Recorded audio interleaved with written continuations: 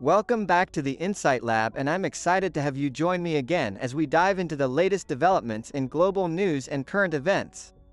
If you're new here, consider subscribing for weekly updates and in-depth analysis on the stories shaping our world. And to my loyal viewers, thank you for your continued support. Let's get started on today's topic. At the end of April 2024, a long and peaceful process of national dialogue in Gabon between the military junta, presided over by coup leader General Brice Oligui Nguema, and civil society, represented by 580 civilians, came to an end. The national dialogue followed an August 2023 coup that removed Ali Bongo Ondimba from office and ended the Bongo dynasty's 56-year hold on power in Gabon. General Nguema, the coup leader, established a transitional government and the dialogue to chart a path to democratic rule. At the end of the dialogue, he received a report containing nearly 1,000 proposals.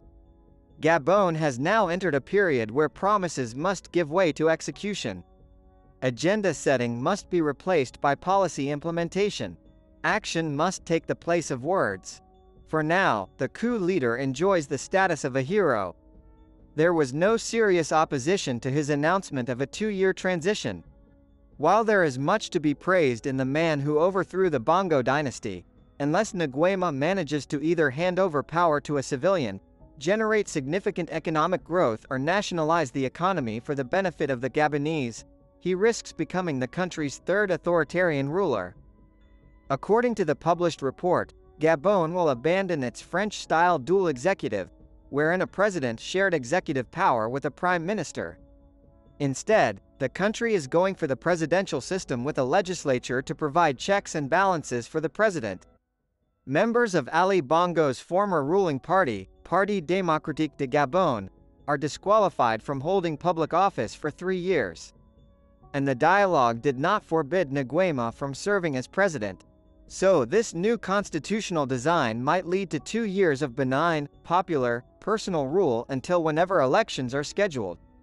Don't forget to subscribe to the channel, it helps us create more videos, and smash the like button, thank you. But his first problem, the one of the legitimacy of military rulers, is not so easy to avoid.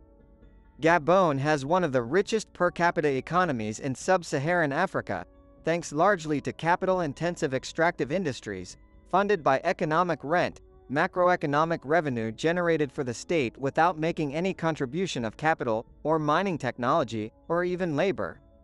Managing this requires wise public finance.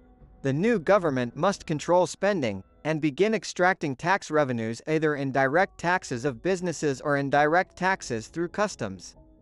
Neither oil rent nor public finance has been easily mastered by military rulers in the region. Think only of the soldiers who took control of the oil rentier states of Angola, Congo Brazzaville, Equatorial Guinea, Sudan or Nigeria under military rule.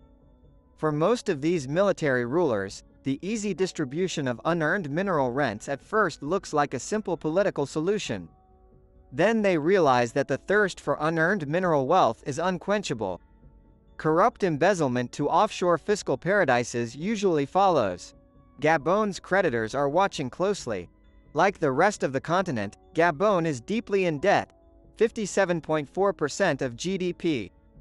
Mais Moussi, the new Minister of Economy, and Charles Mba, the Minister of Public Accounts, both appointed by Nguema, have tried to reassure private creditors that Gabon will pay back its debt.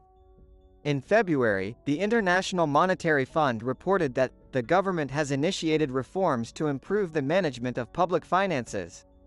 An IMF team, led by Aliona Sebatari, visited Gabon to meet the authorities and private businesses.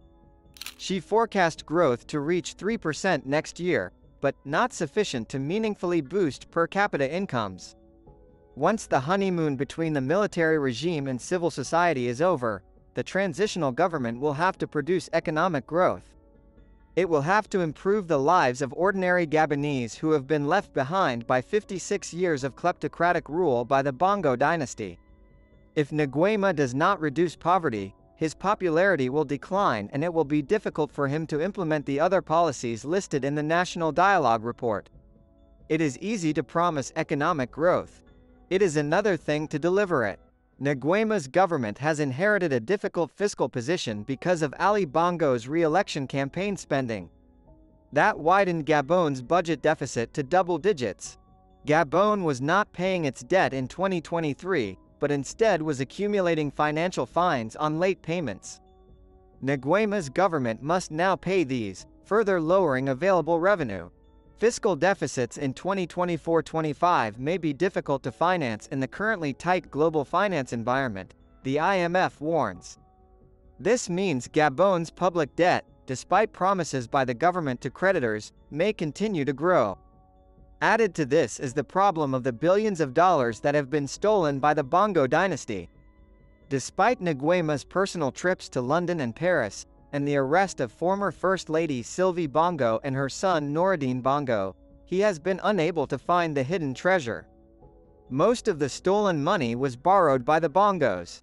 If Nguema is unable to recover it, then Gabon will have to pay back the money with its future earnings. Nguema's transitional government has already started reforms to improve the management of public finances. All received funds are centralized into the Treasury's account.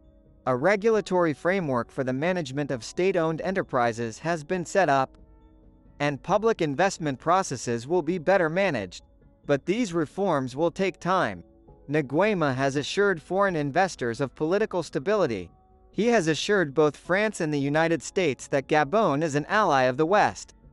He has promised to lower Gabon's debt burden to 49% of GDP by 2025.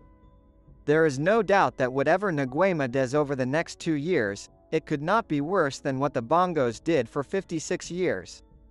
For now, ratings agencies, Fitch and Moody's, have upgraded Gabon's credit ratings. If his transitional government steers the ship of state conservatively, Nguema may be able to arrive at modest, stable macroeconomic growth.